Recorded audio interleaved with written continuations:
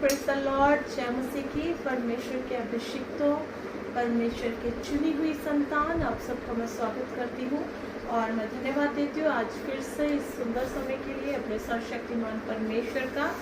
और हालेलुया, आज का जो हम वचन की जो बात करने वाले हैं उसमें ज्योग्राफी भी है, उसमें हिस्ट्री भी है, उसमें केमिस्ट्री भी है और उसमें बहुत सारे रहस्य हैं।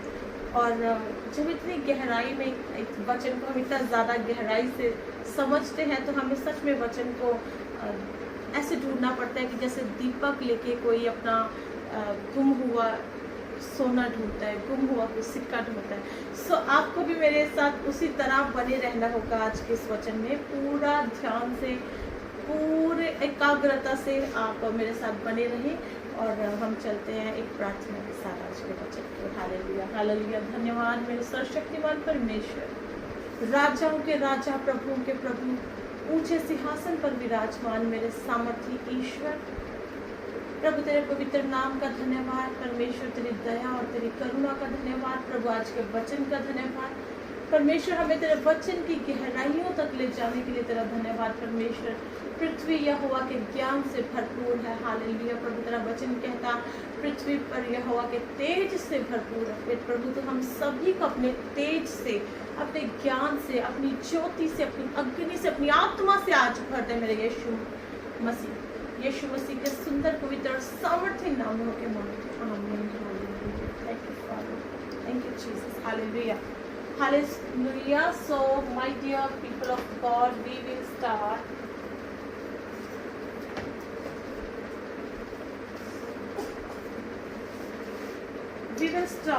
एक वर्स जो मैं लेके चलना चाहती हूँ। जो वर्स मैं लेके चलना चाहती हूँ वो है इब्रानियों।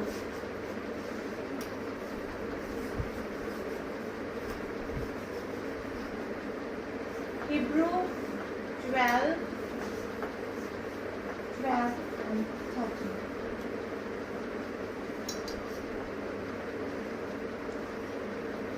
आज की हमारी सारी बातें एक्चुअली इस वर्स पर है, लेकिन ये पढ़ने से पहले हम कुछ गहराई तो समझेंगे। और फिर से मैं एक बार लेके जाऊंगी आपको आज लूत का जो हमने इंसिडेंट पढ़ा एक लास्ट वीडियो में लूत के बारे में पढ़ा। आज फिर से उसी के उस वही जगह पर आपको मैं लेके चलती हूँ ताकि हम चीज़ों को अच्छे से बेहतरी से जान सकें और समझ सकें। सो मेरे प्रिय, शुरुआत करेंगे हम उत्पत्ति की पुस्तक में जाएंगे। उत्पत्ति की पुस्तक में हम जाएंगे चैप्टर नंबर 14।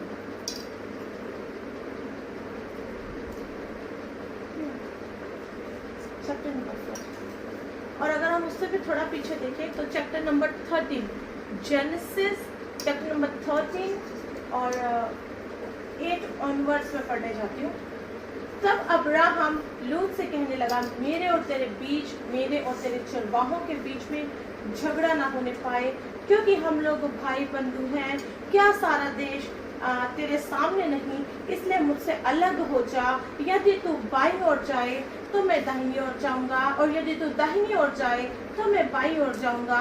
तब लूत ने आंख उठाकर देखा, यरदन नदी के पास वाली सारी तराई को देखा कि वो सब सिंची हुई है। जब तक यहोवा ने सदोम और अमोरा को नष्ट न किया था, तब तक सोअर के मार्ग तक वो तराई यहोवा की वाटिका और मिस्र देश के समान उपजाऊ थी। तब तक वो तराई सोअर के मार्ग तक, हालेलुया, सोअर वो जगह थी जहाँ पर लूत स्वर्गदूतों से कहता है, आप आगे पढ़ सकते हैं, लास्ट वीडियो में आपने देखा है। सोअर वो जगह है जहाँ पर लूत दूतों से कहता है कि मुझे पहाड़ी पर नहीं जाना, मुझे सोअर को जाना दो। सो वो कहते हैं कि अब इस जगह का नाम सोअर पड़ा, लेकिन उस जगह का नाम परमेश्वर की जो लेखे में परमेश्वर ने जो डिसाइड किया था उसका नाम सोअर था, लेकिन वहाँ पर पृथ्वी पर उसका नाम सोअर नहीं था। उस लोकेशन का नाम उन्होंने बेला रखा था। आगे हम पढ़ेंगे तो ये क्लियर हो जाएगा। और यहाँ लिखा है कि यरदन और मिस्र कि जब मिस्र के पास ही है ये जगह और यरदन नदी के पास में है, इसलिए लूत अपने लिए यरदन की सारी तराई को चुन के पूरब की ओर चला और वे एक दूसरे से अलग हो गए। अब्राहम कनान देश में रहा, पर लूत उस तराई के नगरों में रहने लगा और अपना तंबू सदोम के निकट खड़ा किया। सदोम के लोग यहोवा के लेखे में बड़े दुष्ट और पापी थे। लूत ने अपना तंबू सदोम के पास में खड़ा किया, और जबकि सदोम के लोग यहोवा के लेखे में, मतलब उस टाइम तक वहां पर बुराई जो है वो फैल चुकी थी, वो बुराई वहां पूरी तरह पनप रही थी। यहोवा के लेखे में वो बुरे लिखे जा चुके थे, ये शुरुआत नहीं थी, उनका घड़ा जो है वो भर चुका था बुराई वाला। आगे जाएंगे, आगे मैं पढ़ना चाहती हूँ चैप्टर नंबर 14 से आगे पढ़ेंगे। शिनार के राजा, हम पहले जियोग्राफी समझेंगे, फिर हम हिस्ट्री समझेंगे। जियोग्राफी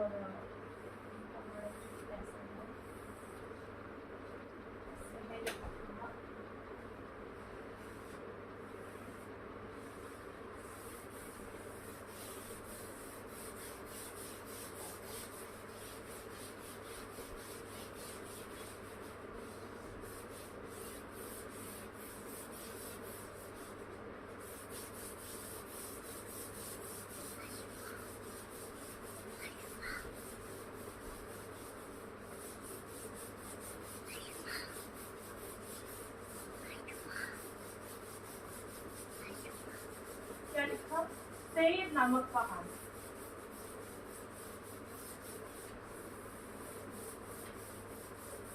तो ये वो पहाड़ है। थोड़ा वीडियो बनाता आवाज आ रही है, ज़्यादा कुछ तेज आवाज हो रही थी।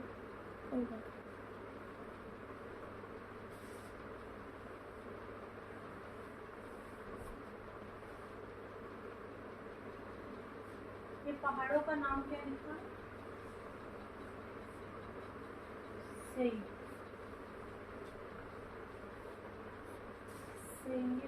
पहाड़।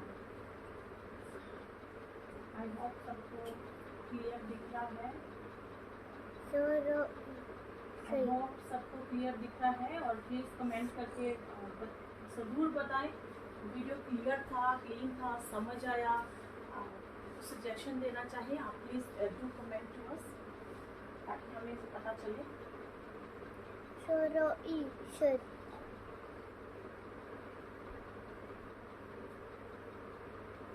सो ये राजा थे शिनार का राजा, एलासार, एलाम और गोयिम। यहाँ जो राजा थे जो ऊपर की तरफ रहते थे, ये कौन थे? शिनार का राजा। इम्पोर्टेंट नहीं है।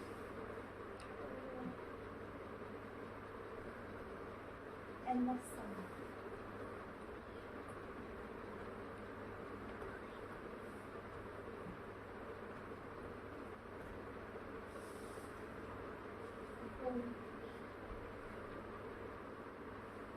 एलाम,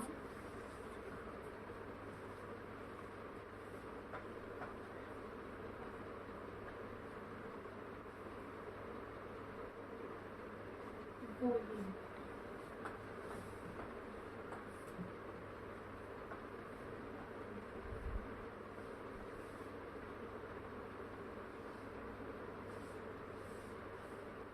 अब जैसा कि वचन बता रहा है, वचन ये बता रहा है कि ये पहाड़ी है,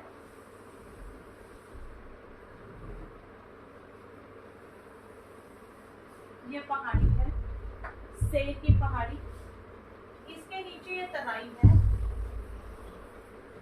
और इस तराई का नाम है सिद्दीम।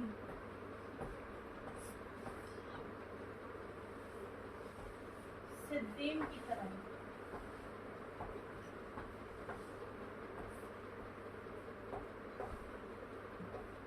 अब इस तराई के पास यहाँ पर छोटे छोटे नगर हैं और उन नगरों के राजा हैं। अब यहाँ पे नगर कौन कौन से हैं? सदोम, अमोरा, अदमा, सबोयीम। मैं चैप्टर नंबर 14 और वर्स नंबर 1 और 2 पर हूँ। चैप्टर नंबर 14 में हम चल रहे हैं।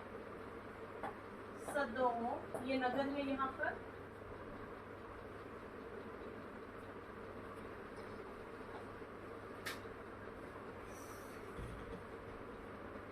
अमोरा,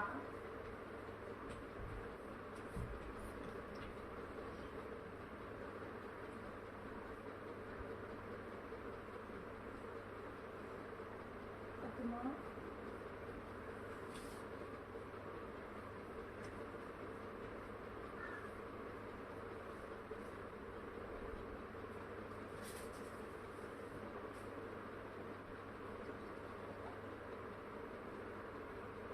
सबोयीम,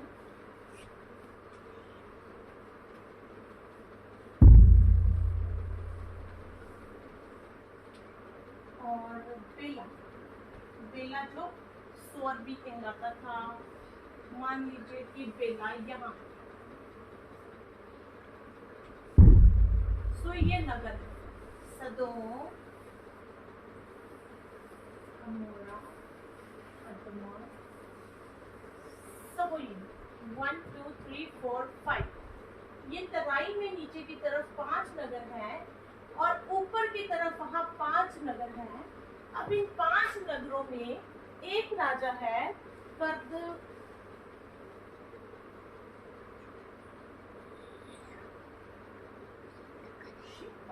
राजा है ये एलाम का। कदोर लाओमेर ये है एलाम का राजा। इस राजा के अधीन ये सारी तराई के नगर रहे 12 ईयर्स तक। 12 साल तक ये इसके अधीन थे। 13वें वर्ष साल में क्या हुआ,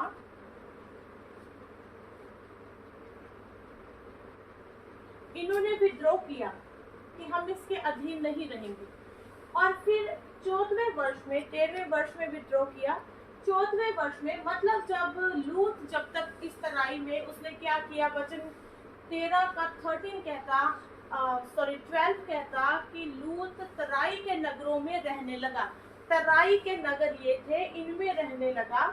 और उसने सदोम के निकट, ये सदोम है, इसके निकट लूत ने तंबू खड़े किए, अपने तंबू खड़े किए। अब यहाँ तो वो तंबू सदोम में आने लगे। यहाँ सदोम जैसे जैसे ग्रो कर रहा था, इसकी एक्सटेंशन बढ़ी और वो सदोम नगर का हिस्सा बन गया लूत जैसे जैसे टाइम बीता। क्योंकि जब उसने तंबू लगाए तब तक सब सही था, लेकिन उसके बाद वचन कहता कि इन 5 ने विद्रोह किया। एलाम के राजा के अधीन थे ये, फिर इन्होंने विद्रोह किया। 12 साल तक सब सही था। लूत जब गया उसके 12 साल तक सब सही था, लेकिन 13वें साल में विद्रोह हुआ। 14वें वर्ष में फिर ये सारे राजा मिलकर इन्होंने क्या किया, एलान ने जंग कर दिया। अब एक पहाड़ है, पहाड़ पर एक जाति रहती है, होर जाति।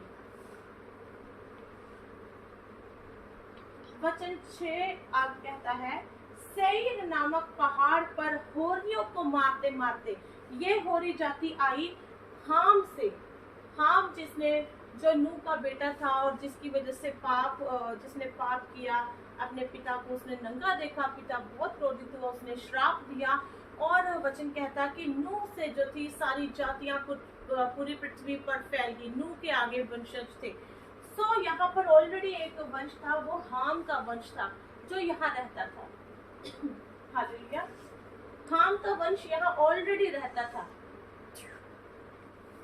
और उन्होंने उसी हाम के वंशज में से एक निकले थे होरी। आप वचन पढ़ सकते हैं, ये मेंशन है चैप्टर नंबर 10 में। चैप्टर नंबर 10 में अगर आप 10 का 15 से पढ़ते हैं, कनान के वंश में उसका जेठ पुत्र सिदोन, तब हित, यबूसी, एमोरी, गिरगाशी, हिब्बी, अर्की, सिनी, अरवदी, हमाती लोग भी हुए। यहाँ पर पूरे वंश है और सदोम अमोरा का भी जिक्र है। 19 वर्ष में लिखा है, कनानियों की सीमा सिदोन से लेकर गरार के मार्ग से होकर अज्जा तक और फिर सदोम, अमोरा, अदमा, सबोयीम के मार्ग से होकर लाशा तक हाम के वंश में ये भिन्न कुलों के। हालेलुया। सो ये एक ऑलरेडी यहाँ पे एक जाति रहती थी, वो थी होर जाति। तो हुरियों को मारते हुए पहाड़ी पर, होरियों को मारते मारते उस एल्परान तक जो जंगल के पास है पहुंच गए। 7वां वचन, वहां से वे लौटकर अनिश्पात को आए जो कादेश कहलाता है। तो यहीं पर पहाड़ी के पास उनको मारते मारते, जब वो पहाड़ है, आप सोचिए कि 360 डिग्री में इसके बैक साइड में भी नगर है, बैक साइड में भी एरिया है, हम सिर्फ अभी यहाँ पे फ्रंट देख रहे हैं। सो वहां पर वचन कहता कि वो कादेश एक नगर कहलाता है। कादेश तक वो चले गए, जो कादेश भी कहलाता है, और अमलेकियों के सारे देश को, और उन अमोरियों को भी, अमोरी जाति भी हाम से निकली थी, अमोरियों को भी जीत लिया जो सोनतमार में रहते थे। तब सदोम, अमोरा, अदमा, सबोयीम और बेला जो सोर भी कहलाता है, इनके राजा निकले। जब वो यहाँ पर सबको मार चुके, तब ये पांचों ने कहा, क्योंकि ऑलरेडी विद्रोह तो कर चुके थे, इन्होंने कहा कि हम ये जो सारी जगह जंग कर रहा है, हम पांति बांधते हैं, हम इकट्ठे होते हैं और युद्ध करते हैं। तो इन्होंने क्या किया, पांति बांधा और युद्ध के लिए युद्ध किया। आगे जाएंगे, वचन 8 में कंटिन्यू करते हैं। तब सदोम, अमोरा, अदमा, सबोयीम और बेला जो सोर भी कहलाता है, इनके राजा निकले और सिद्दीम नामक तराई में उनके साथ युद्ध के लिए पांति बांधी। किधर? ये सिद्दीम नामक तराई में, यहाँ पर उन्होंने युद्ध के लिए पांति बांधी। अर्थात एलाम के राजा कदोलार्मेर, गोयीम के वो जो 4 राजा हैं, इन चारों राजाओं के खिलाफ, गोयीम के राजा, लसार के राजा, इन चारों के विरुद्ध इन पांचों ने पांति बांधी। इन पांचों ने जो तराई में रहते हैं, सिद्दीम नामक तराई में, जहां लसार मिट्टी के गड्ढे ही गड्ढे थे, जहां लसार मिट्टी के गड्ढे ही गड्ढे थे, सदोम और अमोरा के राजा भागते भागते इनमें गिर गए। यहाँ पर जो है लसार मिट्टी के गड्ढे हैं, तराई में लसार मिट्टी के गड्ढे भरे हैं। लसार मिट्टी के जो गड्ढे हैं, उनको अगर हम इंग्लिश में देखें तो वो उसको लिखा है बिटुमेन पिट्स, मतलब तार पिट्स, मतलब तार के गड्ढे। तार जिससे सड़क बनती है, सड़कों में यूज होता है तार, और जब उसमें किसी का पांव डल जाए तो वो चिपक जाता है उस गड्ढे में से, वो निकल नहीं सकता। सो उन गड्ढों में जो सदोम और अमोरा के राजा हैं, वो गिर गए, मतलब वो वहीं खत्म हो गए, और जो बचे थे वो पहाड़ी पर भाग गए। जो बचे थे वो पहाड़ी पर भाग गए। हालेलुया। और वो लूट में ले गए अब जो सदोम अमोरा का धन, भोजन वस्तु, और ले गए अब्राहम का भतीजा लूत जो सदोम में रहता था, उसका भी धन समेत, उसको भी धन समेत पर लेकर चले गए। लसार के गड्ढे में आपको इसलिए बता रही हूँ कि आप समझे इस तराई में क्या था। इस तराई में क्रूड ऑयल वाला मिट्टी में क्रूड ऑयल मिला हुआ था, वो तार वाले गड्ढे थे यहाँ पर। सो हालेलुया, ये इसका जियोग्राफी है। अब अगर हम जब हम लूत का देखते हैं, लूत को फिर जब परमेश्वर 19 चैप्टर में जाते हैं, हम उत्पत्ति 19 अध्याय में हम जाएंगे 12 ऑनवर्ड्स। फिर उन अतिथियों ने लूत से पूछा, यहाँ तेरा और कौन कौन है, दामाद, बेटे, बेटियां और नगर में तेरा और जो कोई है उन सभी को लेकर इस स्थान से निकल जा, क्योंकि हम ये स्थान नष्ट करने पर है, इसलिए कि इसकी चिल्लाहट यहोवा के सम्मुख बढ़ गई है और यहोवा ने हमें इसका सत्यानाश करने के लिए भेजा है। तब लूत ने निकलकर अपने दामादों को, जिनके साथ उसकी बेटी की सगाई हो गई थी, समझा के कहा, उठो इस स्थान से निकल चलो, क्योंकि यहोवा इस नगर को नष्ट करने पर है। पर वो अपने दामादों की दृष्टि में ठट्ठा करने वाला जान पड़ा। जब पाँव फटने लगी तब दूतों ने लूत से जल्दी करने को कहा और बोले, उठ अपनी पत्नी और दोनों बेटियों को जो यहाँ है ले जा, नहीं तो तू भी इस नगर के अधर्म में भस्म हो जाएगा। नहीं तो तू भी इस नगर के अधर्म में भस्म हो जाएगा। परमेश्वर हमारी लाइफ में कोई भी विपत्ति जो है, आप जो परमेश्वर के चुने हुए हैं, आप जो परमेश्वर के अभिषिक्त हैं, खुदा का बहुत बहुत धन्यवाद करें कि परमेश्वर आपकी लाइफ में कुछ भी ऐसे डायरेक्ट आने नहीं देते। परमेश्वर बॉर्डर पे खड़े हैं, वो खुद आपकी शहरपनाह बन के खड़े हैं, तो वो अलाउ नहीं करते विदाउट आपको इन्फॉर्म किए। सो एक लूत को उन्होंने वार्निंग दे दिया। हालेलुया। पर वो विलंब करता रहा। इस पर उन पुरुषों ने उसको और उसकी पत्नी दोनों बेटियों के हाथ पकड़े, क्योंकि यहोवा की दया उस पर थी, और उनको निकाल कर नगर के बाहर कर दिया। ऐसा हुआ कि जब उन्होंने उनको बाहर निकाला तब कहा, अपना प्राण लेकर भाग जा। उन्होंने कहा, अपना प्राण लेकर भाग जा, पीछे की ओर ना ताकना, पीछे की ओर ना ताकना, और तराई भर में ना ठहरना। कहा, ये तराई भर में किधर भी ठहरना मत। उन्होंने कहा लूत से, सीधा पहाड़ पर भाग जा।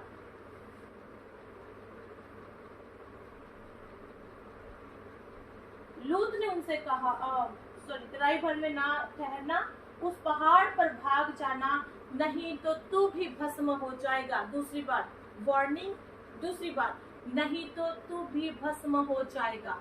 2 बार परमेश्वर ने वार्निंग दे दी है। हालेलुया।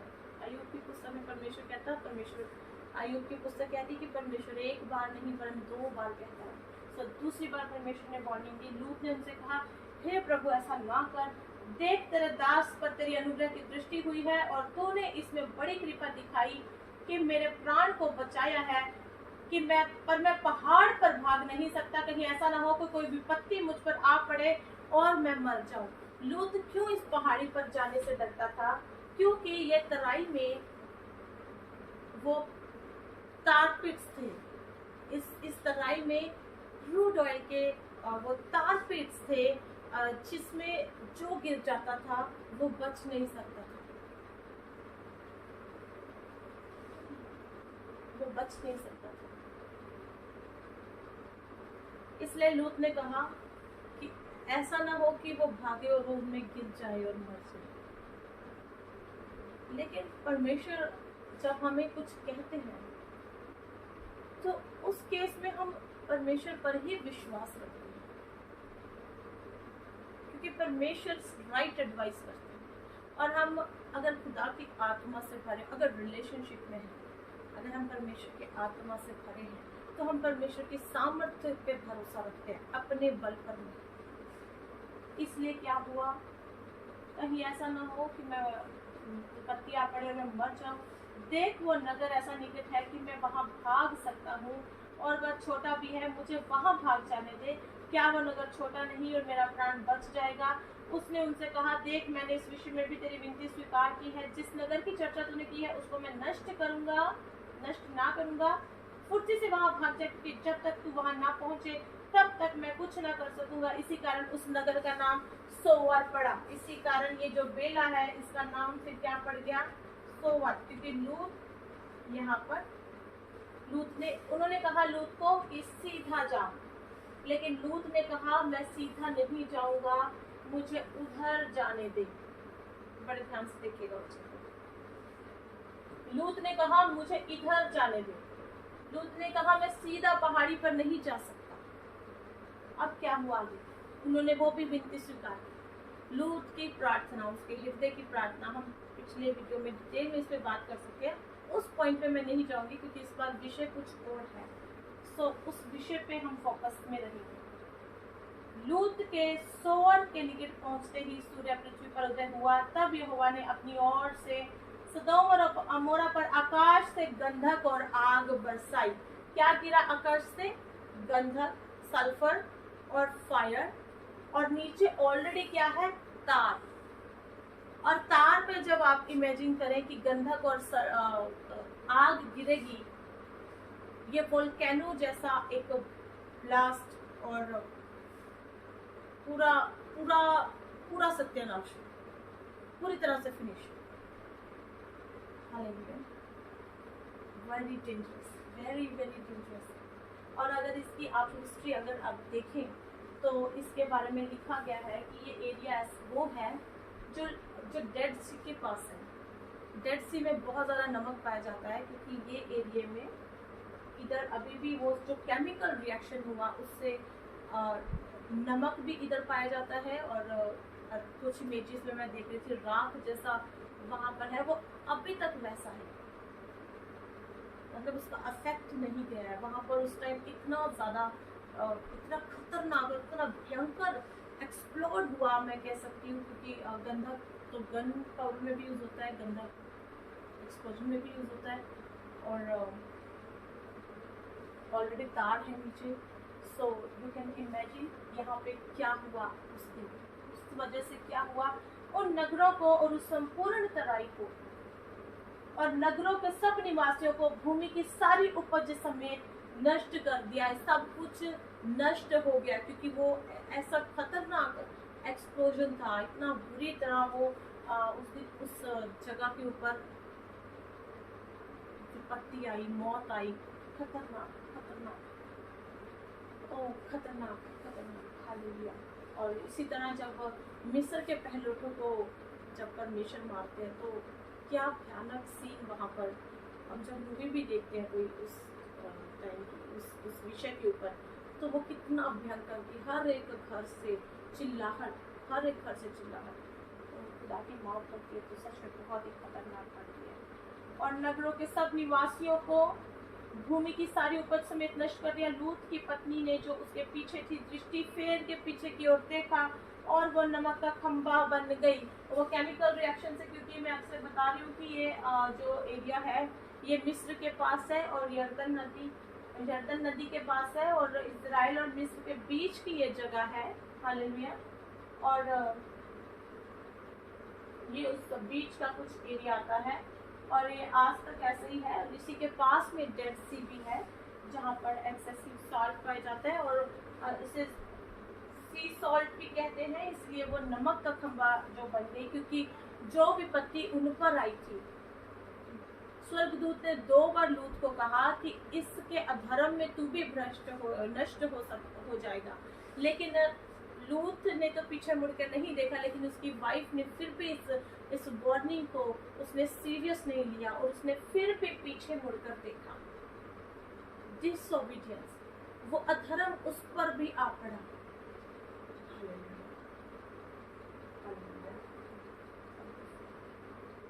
भोर को अब्राहम उठकर उस स्थान को गया जहां वो यहोवा के सम्मुख खड़ा था, और सदोम अमोरा और उस तराई की सारे देश की ओर आंख उठाकर क्या देखा कि उस देश में से थकती हुई भट्टी का सा धुआं उठ रहा है।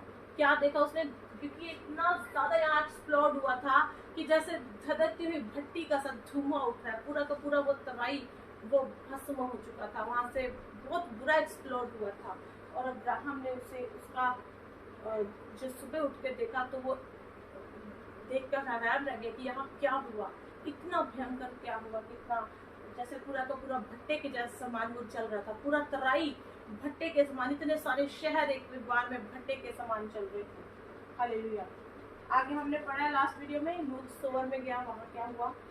आज हमारा मोटो यहाँ नहीं है, आज हमारा कहीं और है।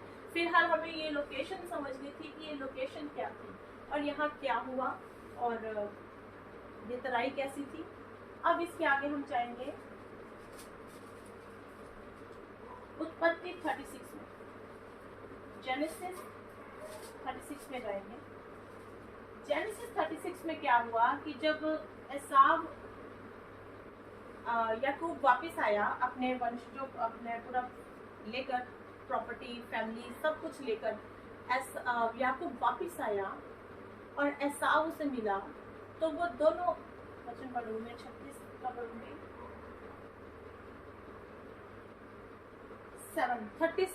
7 onwards। क्योंकि उनकी संपत्ति इतनी हो गई थी कि वे इकट्ठे ना रह सके और पशुओं की बहुत याद के कारण उस देश में जहाँ वे परदेशी होकर रहते थे वे समा ना सके। जिस तरह से अब्राहम और लूत का बहुत ज्यादा प्रॉपर्टी हो गई थी और उनको अलग होना पड़ा, इसी तरह एसाव और जब याकूब की भी प्रॉपर्टी बहुत ज्यादा होगी। एसाव कहीं परदेशियों में रहता था तो वहां पर एसाव का पूरा नहीं, उसको कम पड़ रही थी जगह, क्योंकि वो इतना ज्यादा बढ़ चुका था, उसकी प्रॉपर्टी, उसकी भेड़ बकरियां, उसका खुदा ने बहुत बढ़ा दिया, वो बहुत बढ़ चुका था और वो वहां पूरा नहीं समा सकता था। तो उसने क्या किया, एसाव जो एदोम भी कहलाता है, सेईर नामक पहाड़ी में रहने लगा। ये सेईर नामक पहाड़ी में एसाव रहने के लिए गया। सेईर नामक पहाड़ी देश में, सेईर नामक पहाड़ी देश में, अब सेईर क्या बन गया, तब तक सेईर पहाड़ी था लेकिन अब सेईर क्या बन गया, सेईर नामक पहाड़ी देश में। अब वो पहाड़ी जो थी वहां पे पूरा देश बसता था।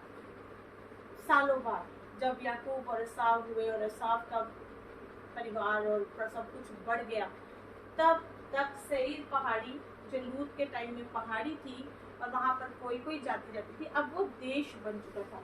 तो वो सेईर नामक पहाड़ी देश में रहने लगा। एदोमियों के मूल पुरुष एसाव की वंशावली ये है। एसाव के पुत्रों के नाम ये है, उसके पुत्रों के नाम मैं पढ़ूंगी 15 से।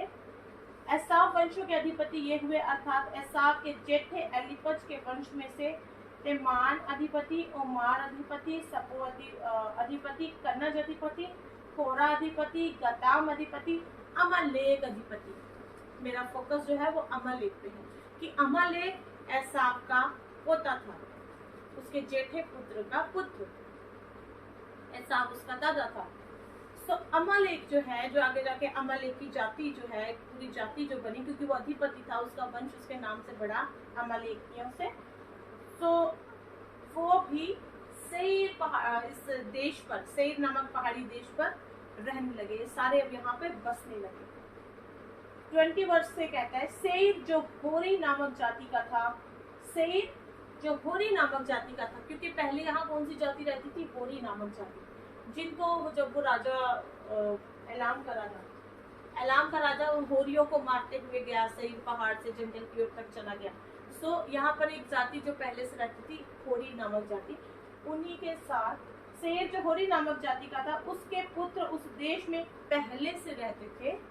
लेतान, शबाल, शिबोन, अन्ना, दिशोन, असेर, दिशान, एदोम देश में सेईर के ये ही होरी जाति वाले अधिपति हुए।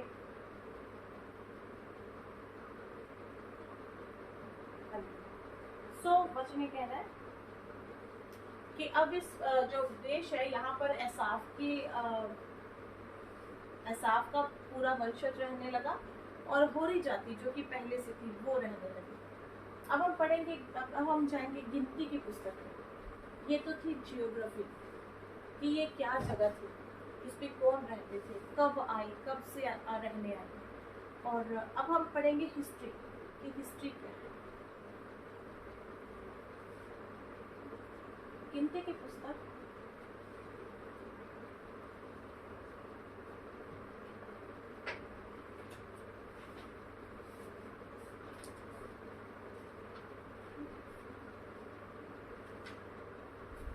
गिनती में हम जाएंगे चैप्टर 20।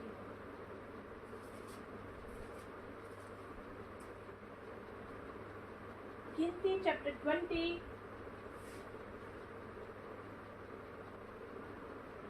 ये कहता है 14 से, फिर मूसा ने कादेश से एदोम के राजा के पास दूत भेजे। थोड़ा पीछे चलते बात में यहाँ पे करना चाहती हूँ कि जब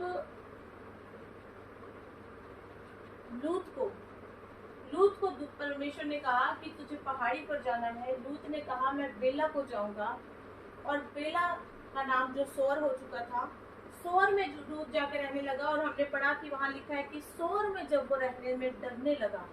अब सोर भी क्योंकि लिस्ट में था नाश होने के लिए, लेकिन लूत ने क्योंकि विनती कर दी तो उसे नष्ट नहीं किया गया। खुदा ने कहा हम इसे नष्ट नहीं करेंगे लूत की वजह से। उसने कहा मुझे यहाँ जाना है, तो ये नष्ट होने से बच गया। लेकिन फिर जब टाइम बीता तो पाप मल्टीप्लाई करता है, बढ़ जाता है, तो यहाँ बढ़ गया। तो फिर लूत क्या किया, फिर वो पहाड़ी पर गया। यहाँ उसे रहना था लेकिन वो पहाड़ी पर गया। उसके बाद यहाँ हुआ क्या, यहाँ पे वचन हम जाएंगे हिब्रू 12 और 12 और 13। इब्रानियों की पुस्तक 12 अध्याय और उसकी 12 और 13 ये कहती है, इसलिए ढीले हाथों और निर्बल घुटनों को सीधा करो और अपने पांव के लिए सीधे मार्ग बनाओ। इसलिए ढीले हाथों और निर्बल घुटनों को सीधा करो और अपने लिए सीधे मार्ग बनाओ कि लंगड़ा भटक ना जाए पर भला चंगा हो जाए। फिर से एक बार सुनते हैं। इसलिए ढीले हाथों और निर्बल घुटनों को सीधा करो। इसलिए ढीले हाथ और निर्बल घुटनों को सीधा करो। This is the praying position the verse is talking about. सीधा करो कि तुम्हारे मार्ग सीधे हो, कि पांव के लिए सीधे मार्ग बनाओ, कि पांव के लिए सीधे मार्ग बनाओ कि लंगड़ा भटक ना जाए पर भला चंगा हो जाए।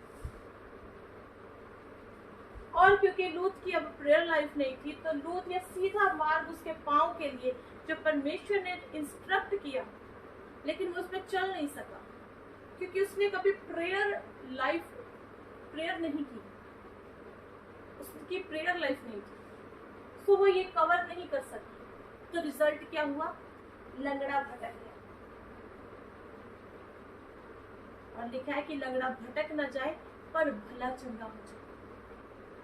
और वो भटक गया और उसके बाद भला चंगा नहीं हुआ, क्योंकि उसके बाद उससे जो 2 जातियां पैदा हुई पाप के जरिए, वो परमेश्वर की दृष्टि में सदा के लिए जो थी घिनौनी थी, बुरी थी, परमेश्वर के क्रोध का पात्र बन गई। परमेश्वर ने उस पर कभी दया नहीं की। दुष्ट जाति के ये वचन जो था इस जगह पर अप्लाई होता है, जो देहधारी नहीं होता। और मतलब ये कि जब वचन देहधारी नहीं होता हमारे अंदर, तो फिर डेविल के लिए मार।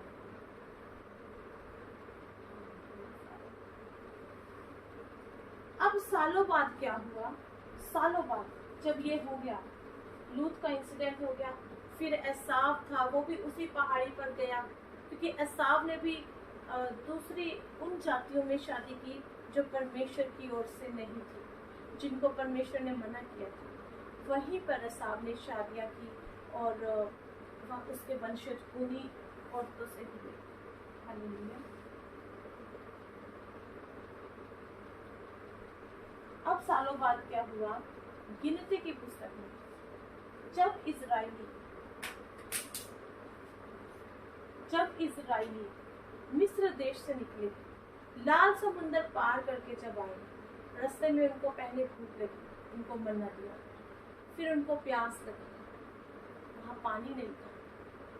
पानी क्यों नहीं था? यहाँ तो इतना वोल्केनो एक्सप्लोजन हुआ था, ये बहुत ही इस एरिया के आसपास थे। जब उनको पानी की दिक्कत है तो वो बुड़बुड़ाने लगे। वहां से हम जाएंगे, उस वचन से हम जाएंगे, और मैं पढ़ना चाहती हूँ आपके लिए बुक ऑफ नंबर्स, गिनती की पुस्तक, चैप्टर 20 में 6 ऑनवर्ड्स में पढ़ना चाहती हूँ। तब मूसा और हारून मंडली के सामने से मिलाप वाले तंबू के द्वार पर जाकर अपने मुंह के बल गिरे और यहोवा का तेज उनको दिखाई दिया। तब यहोवा ने मूसा से कहा, उस लाठी को ले और तो अपने भाई हारून समेत मंडली को इकट्ठा करके उनके देखते उस चट्टान से बातें कर। परमेश्वर ने क्या कहा? उस चट्टान पे जाना, उठ उस चट्टान जा पहाड़ पर, उस चट्टान से वहां जाके बातें करना, मतलब उसे ऑर्डर करना, मुंह से उससे बातें करना। तब वो अपना जल देगी। जब तू ऑर्डर करेगा ना मोसेस, तब वो अपना जल देगी। इस प्रकार से तू चट्टान में से उनके लिए जल निकाल कर मंडली के लोगों और उनके पशुओं को पिला। यहोवा की इस आज्ञा के अनुसार मूसा ने उसके सामने से लाठी को ले लिया। मूसा और हारून ने मंडली को उस चट्टान के सामने इकट्ठा किया। सारे इकट्ठा हो गए। तब मूसा ने उससे कहा, हे दंगा करने वालों। ये वही मौजूद है जब जब इजराइलियों पे परमेश्वर का क्रोध भड़का तो मोसेस ने तब परमेश्वर के आगे जो है अपने आप को रख दिया। इनफैक्ट यहाँ तक मोसेस परमेश्वर की इच्छा को, उसके दिल को जानता था, समझता था, उसका इतना करीबी था। उसने कहा, परमेश्वर की मेरा नाम बेशक तो जीवन की पुस्तक से था। ये वो मोसेस था।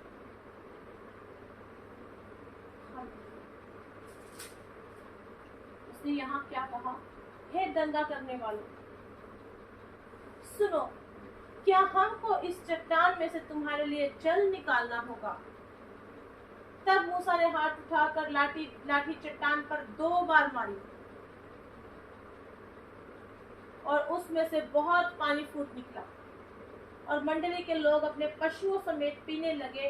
परंतु मूसा और हारून से यहोवा ने कहा, तुमने जो मुझ पर विश्वास नहीं किया। परमेश्वर ने कहा, जाके बातें करना, अपनी लाठी लेकर जा और उससे बात करना। लेकिन परमेश्वर, उन्होंने क्या किया, उन्होंने 2 बार, मूसा ने क्या किया, 2 बार लाठी मारी। और परमेश्वर ने कहा, तुमने जो मुझ पर विश्वास नहीं किया, क्या नहीं किया, विश्वास नहीं किया, मुझे इस्राएलियों की दृष्टि में पवित्र नहीं ठहराया, इसलिए तुम इस मंडली को उस देश में पहुंचाने ना पाओगे जिससे मैंने उन्हें दिया। उस सोते का नाम मरीबा पड़ा, क्योंकि इस्राएलियों ने यहोवा से झगड़ा किया था और वह उनके बीच पवित्र ठहराया गया। तो यहाँ पर परमेश्वर का क्रोध मूसा पर भड़का और ये एक गलती मूसा पर हुई। और परमेश्वर क्या कहता, तुमने विश्वास नहीं किया। हालेलुया। अब इसके बाद क्या हुआ, इस इंसिडेंट के बाद क्या हुआ? फिर मूसा ने कादेश से एदोम के राजा के पास दूत भेजे। एसाव का वंश, जो एदोम वंशी का मूल पिता था। कादेश हमने उत्पत्ति में पढ़ा, जहाँ पर सारे राजाओं ने मिलकर 14 में युद्ध किया।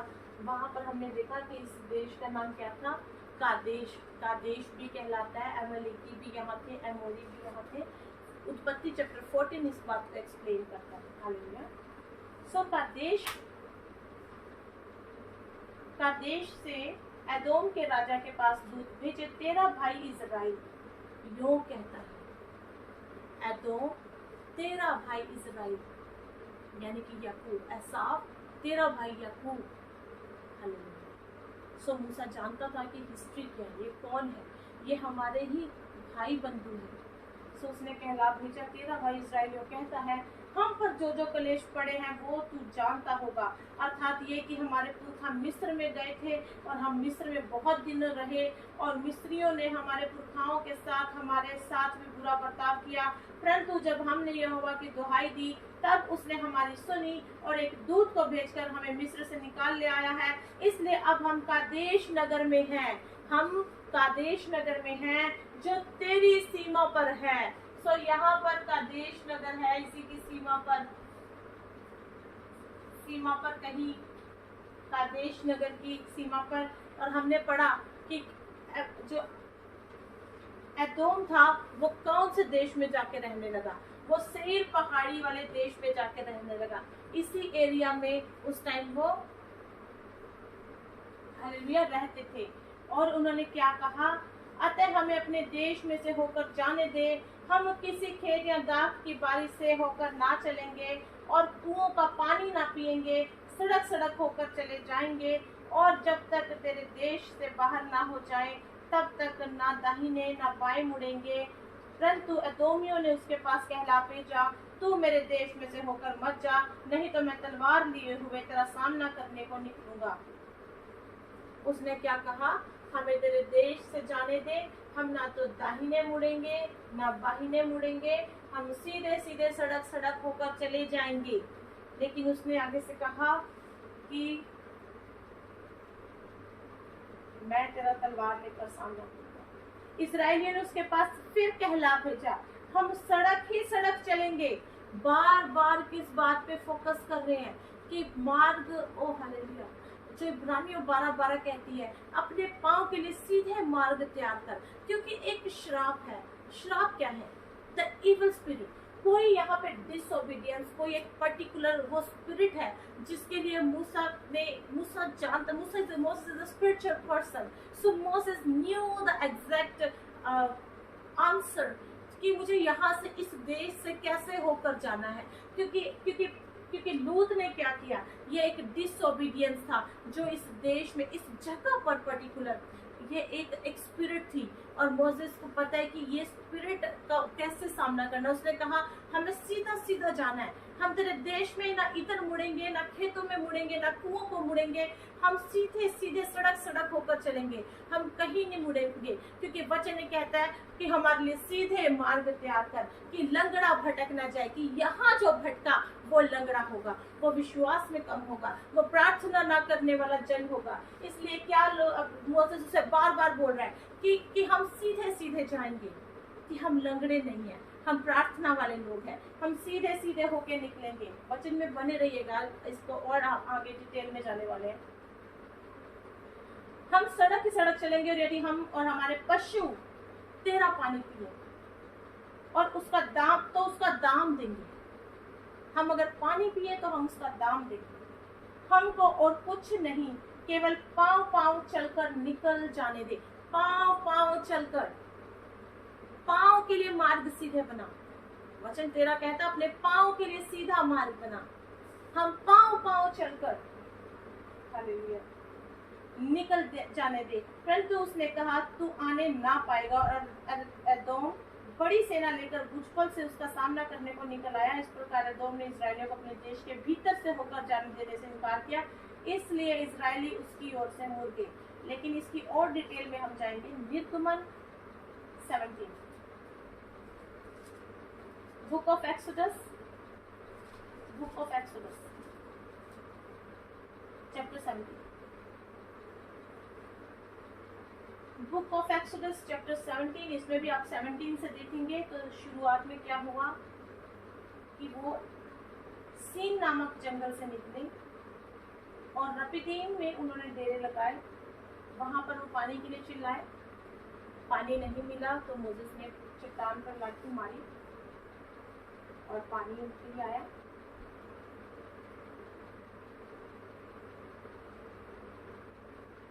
हालेलुया। 8 ऑनवर्ड्स, निर्गमन की पुस्तक 17 चैप्टर 8 वर्ड्स ऑनवर्ड्स से कहता है, तब अमालेकी आकर, अमालेकी कौन? एसाव का पोता, जो कि जिस मूल पिता हुआ अमालेकी जाति का, है ना, उससे अमालेकी जाति बनी। सो वो उनका गोत्र था। अमालेकी आकर, तो उसने अमालेकी राजा से कहा था कि कादेश देश की सीमा पर हम हैं, जो तेरे पास है, हमें अपने देश में से जाने दे। तब अमालेकी आकर रपीदीम में इजराइलियों से लड़ने लगे। तब मूसा ने यहोशू से कहा, हमारे लिए कई पुरुषों को चुनकर छांट ले। अमालेकी आकर रपीदीम को यहाँ पर नहीं, लेकिन इसकी बैक साइड में, इसके दूसरी तरफ कोई रपीदीम पहाड़ पर नहीं, कोई रपीदीम जगह है, वहां पर वो रुके हुए थे। और वो एदोम वासी जो थे, वो अपने सही देश में जो रहते थे, यहाँ से निकल कर वो गए उनसे लड़ने के लिए। हालेलुया। हमारे लिए कई पुरुषों को चुनकर छांट ले और बाहर जाकर अमलेकियों से लड़। और मैं कल परमेश्वर की लाठी हाथ में लिए हुए पहाड़ी की चोटी पर खड़ा होऊंगा। कहाँ जाऊंगा? पहाड़ी की चोटी पर, पहाड़ी पर जाऊंगा, जहां पर परमेश्वर ने कहा लूत को कि लूत पहाड़ी पर चला जाए। मोसेस कहता मैं पहाड़ पर जाऊंगा। इसलिए मोसेस ने वो पर्टिकुलर जगह चुनी कि उस लोकेशन में जाके मुझे प्रार्थना करना है। मोसेस ने कहा मैं पहाड़ी पर जाऊंगा, लाठी हाथ में लिए हुए। मूसा की इस आज्ञा के अनुसार यहोशू अमालेकियों से लड़ने लगा, और मूसा और हारून और हूर पहाड़ी की चोटी पर चढ़ गए। जब तक मूसा अपना हाथ उठाए रहता था तब तक तो इज़राइल प्रबल होता था, परंतु जब जब वो उसे नीचे करता, थक जाता, नीचे करता, तो अमलेक प्रबल होता था। पर जब मूसा के हाथ भर गए, उन्होंने एक पत्थर लेकर मूसा के नीचे रख दिया। कि मूसा की पोजीशन क्या थी? मूसा खड़ा था। फिर जब उसके हाथ भर के उन्होंने एक पत्थर लेकर मूसा के नीचे रखा और मूसा उस पर बैठ गया। फिर मूसा बैठा। अदरवाइज मूसा ने क्या प्रेइंग पोजीशन लिया?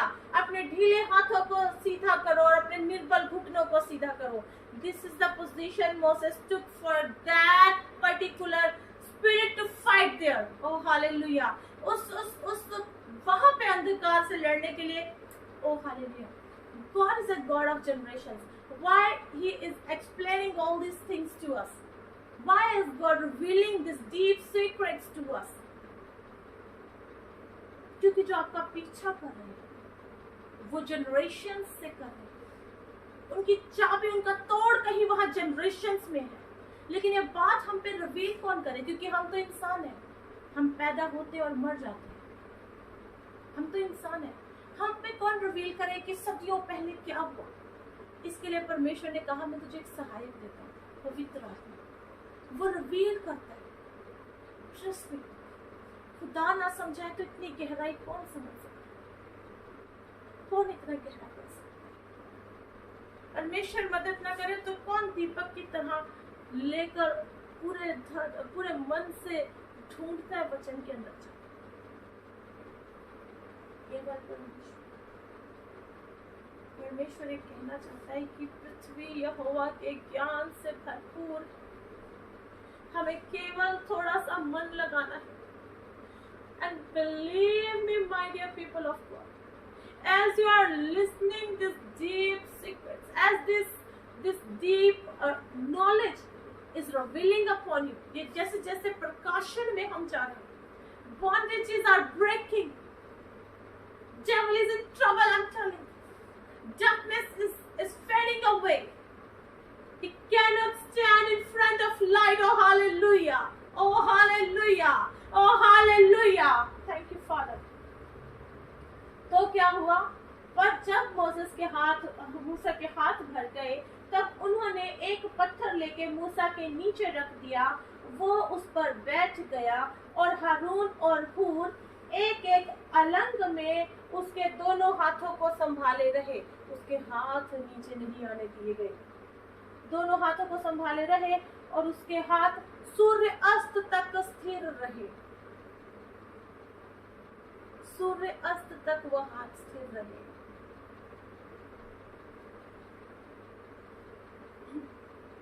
और यहोशू ने अनुचरों समेत अमालेकियों को तलवार के बल से हरा दिया।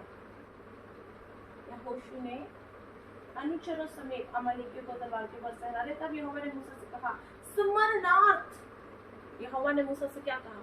स्मरणार्थ इस बात को पुस्तक में लिख ले कि यहोशू को सुना और यहोशू को सुना दे कि मैं आकाश के नीचे से अमालेकी का स्मरण भी पूरी रीति से मिटा डालूंगा। तब मूसा ने एक वेदी बनाकर उसका नाम यहोवा निस्सी रखा और कहा यहोवा ने शपथ खाई है कि यहोवा अमालेकियों से पीढ़ियों तक लड़ाई करता रहेगा। Hallelujah. This is the word of God. कि परमेश्वर अब कहता है कि मेरा नाम है अद्भुत युक्ति करने वाला पराक्रमी परमेश्वर। लेकिन ये अद्भुत युक्ति हर एक लड़ाई की एक युक्ति है। परमेश्वर हर एक, जब भी आप स्पिरिचुअल वॉरफेयर में हैं, ये जो यहाँ पे वॉरफेयर हुआ, उसने कहा हम तेरे भाई हैं, हमें रास्ता दे, लेकिन उसने नहीं दिया। जबकि याकूब और एसाव का तो लड़ाई नहीं थी, उसने रास्ता नहीं दिया। कौन था? मोसेस की। ये एक स्पिरिचुअल वॉरफेयर है। हालेलुया। सो मेरे प्रियो, कहने का मतलब ये है कि परमेश्वर में बने रहें, पवित्र आत्मा की आवाज को सुने, वचन को ज्यादा से ज्यादा पढ़ें, परमेश्वर आपको आपकी रणनीति जरूर देंगे। आपको कौन सी रणनीति से अपने अपने बॉन्डेजेस ऑफ फाइनेंसिस को तोड़ना है, बॉन्डेजेस ऑफ डिजीज को तोड़ना है, बॉन्डेजेस ऑफ जनरेशनल कर्सेस को तोड़ना है। परमेश्वर आपको जरूर रिवील करेंगे, वो पर्टिकुलर रणनीति आपको देंगे कि कौन सी नीति यहाँ चलेगी, ये डेविल किस नीति से मरेगा। हालेलुया। क्योंकि मोसेस पे परमेश्वर ने रिवील किया कि सदियों पहले यहाँ क्या हुआ था। मोसेस परमेश्वर के साथ आमने सामने बातें करता था, वो परमेश्वर से भरा रहता था, उसकी आत्मा से भरा रहता था। एक परमेश्वर का ओवरफ्लो करने वाला कप था। हालेलुया। और खुदा के मैं धन्यवाद दूँ सच में इस अद्भुत रेवलेशन के लिए। एंड आई एम श्योर आपके लिए बहुत ही ब्लेस्ड ये रेवलेशन है कि आप प्रार्थना में बने रहें, अपने ढीले हाथों को, निर्बल घुटनों को सीधा करें प्रार्थना में, ताकि हमारे लिए सीधे मार्ग बने, ताकि हमारे लिए सीधे मार्ग बने, हमारे पाँव के लिए सीधे मार्ग बने, कि लंगड़ा भटक न जाए पर भला चंगा हो जाए। क्योंकि जो भला चंगा होगा वही अपने पाँव पे सीधा सीधा रास्ता कवर कर सकता है, वरना वो लंगड़ा है जो भटक वो लंगड़ा है। हमें लंगड़े नहीं होना, हमारे विश्वास मजबूत होता है ढीले हाथों को और निर्बल घुटनों को सीधा करने से विश्वास मजबूत होता है। परमेश्वर बहुत कुछ रिवील करते हैं, बहुत सारी बातें बताते हैं जब हम उनकी आज्ञा के अनुसार प्रार्थना करते हैं, जब हम उनकी आज्ञा के अनुसार चलते हैं। हालेलुया। धन्यवाद देंगे इस पवित्र वचन के लिए, सामर्थ्य वचन के लिए, और आप ज़रूर इसको अपने अपने जीवनों में लागू करें। और मैं एक प्रार्थना आप सभी के लिए ज़रूर करूँगी, खुदा को धन्यवाद देते हुए और इस रेवलेशन के लिए परमेश्वर का धन्यवाद देंगे। आइए। हालेलुया।